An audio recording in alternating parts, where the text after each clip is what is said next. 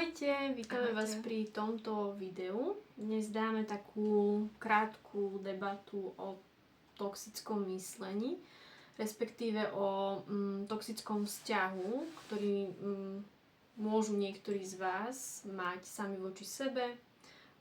Povedala by som, že každý z nás v živote si prechádza takou toxickou fázou, dokonca niektorí aj viackrát za život, a kým si to človek nezvedomí, tak môže takto byť naozaj niekoľko rokov a neprispieva to všeobecne k ničomu dobrému. Presne tak. Ako to spoznáte, že ste sami voči sebe toxickí?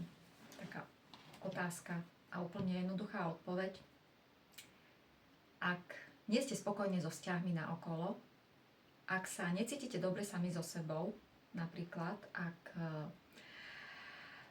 čo ja viem, ste sami so sebou a začnete to zajedať, alebo sa bojíte byť sami so sebou. Emočné jedenie, presne, alebo tiež, ak si neviete správne nastaviť hranice voči okoliu, prípadne ak sú dôležití všetci ostatní, až potom vy, že si neviete na seba vyhradiť čas, alebo komunikovať slobodne o svojich potrebách, prípadne ak máte zdravotné problémy.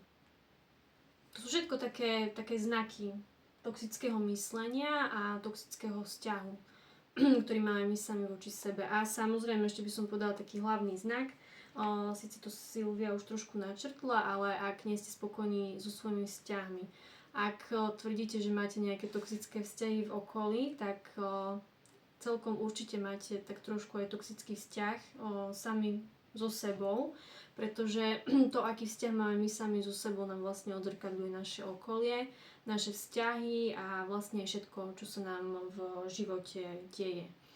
Takže ak niečo vo vašom živote nie je tak, ako by ste chceli, tak najprv sa treba pozrieť na to, že ako sa vlastne ja správam sama voči sebe. A hovorím to trošku s úsmevom na perách, lebo myslím si, že žiaden človek to nemá úplne 100% vyriešené. A je to taká celoživotná práca, ak človek nastúpi na takú, ja by som to nazvala, že loď toho seba rozvoja, alebo ak sa rozhodne, že chce žiť lepší, krajší, šťastnejší život, tak ono je to vlastne, ja by som povedala, že tých ľudí, ktorí nežijú tak, ako by chceli, od tých ľudí, ktorí si to vlastne, teraz som sa zamotala. Ja som chcela povedať, že vlastne jediné, čo nás oddeľuje, je uvedomenie si.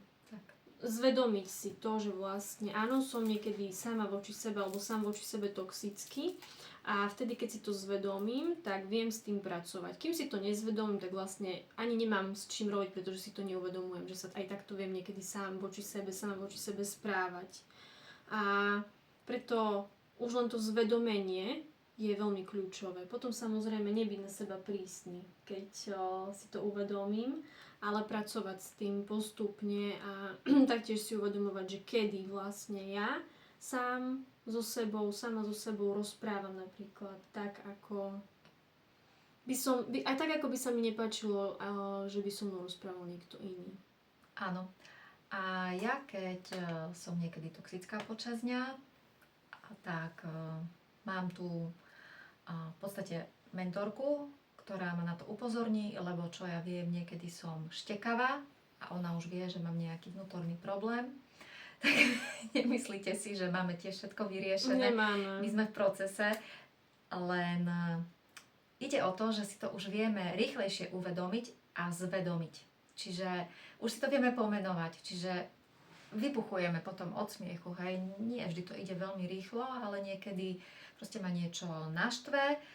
A v tom príde napríklad Nelka tak hneď už sa ma opýta, že čo mám zase za vnútorný problém. Alebo proces. Alebo proces, aký proces mám momentálne v sebe, no ja sa začnem smiať, hej, lebo už viem, kam mierí. No, a samozrejme to funguje aj naopak. Ja by som si nikdy nedovolila povedať, že som hotový človek alebo že som dokonalá. Napríklad dnes mám taký deň, že od rána stále niečo riešim a vyskakuje mi nejaká vnútorná nespokojnosť, ale ako sa to odlišuje možno od minulej Nelky, je v tom, že si to viem uvedomiť a pomenovať si, že aha, že tak dnes mám taký deň, že som na 80% s rôznymi vecami nespokojná, hej, lebo ono, nie je to vždycky, väčšinou áno, to funguje tak, že ako sa nastavíme ráno, tak už potom s nami ide ten deň. Ja som ráno mala celkom pekné, začalo to nejako v priebehu dňa, ale samozrejme, čím to začína našim vnútorným monológom, ako sa my sami so sebou rozprávame, a či sa k sebe správame ako kamaráti, ako k najlepšej kamarátke alebo ako k najlepšiemu kamarátovi, alebo či sa k sebe správame ako najväčší nepriateľ a hovoríme si, že toto nemôže dopadnúť dobre. Hej, takí tí sabotéri, keď nám začnú vyskakovať, tak presne vtedy už potom to ide takto. A čo je dôležité, je povedať si aj to, že niekedy môžeme mať aj taký deň. Nemusíme mať stále dokonalé dni. Ide len o to, aby sme sa vedeli potom možno samých seba opýtať, že čo potrebuješ, keď máš takýto deň. Čo, akože sám seba sa opýtať, že čo môžem pre teba urobiť dnes, keď sa takto cítiš. Tak, ja to len potvrdzujem, lebo niekedy sa od seba samých oddialíme a nevieme so sebou komunikovať, tak začneme štekať po tých druhých ľuďoch. Ale tí druhí ľudia za to nemôžu. Oni nám len nastavujú zrkadlo.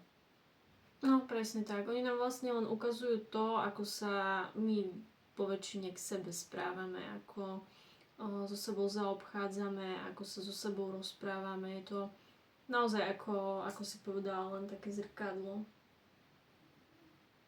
Takže taký rýchly tip, keď máte taký nejaký zlý deň alebo vidíte, že veci nefungujú tak, ako chcete, aby fungovali, je to, aby ste si povedali, že OK, môžem mať aj taký deň. Nemyslím si, že je úplne na mieste hneď na seba tlačiť a byť pozitívny, lebo to už je toxická pozitivita. To tiež nie je úplne OK. Treba si pripustiť, že áno, aj takúto emóciu môžem mať, môžem sa aj takto cítiť. A keď vlastne len si to skúste niekedy, je to úplne iný pocit, ako keď na seba začnete tlačiť, že musím sa cítiť dobre a za každú cenu začať robiť niečo, aby ste sa cítili dobre. V prvom rade si to pripustíte, že to môže byť aj tak a potom sa skúste opýtať sami seba, čo by vás potešilo, čo by ste mohli sami sebe vlastne ponúknuť tento deň, aby ste ho mali krajší a aby ste ho vedeli prežiť trošku v inej energii. Máš ešte nejaký tip? Asi je to všetko teraz, lebo už sme dali veľmi veľa informácií. Dobre, tak prajeme vám pekný deň a majte so sebou Súcit. Ahojte.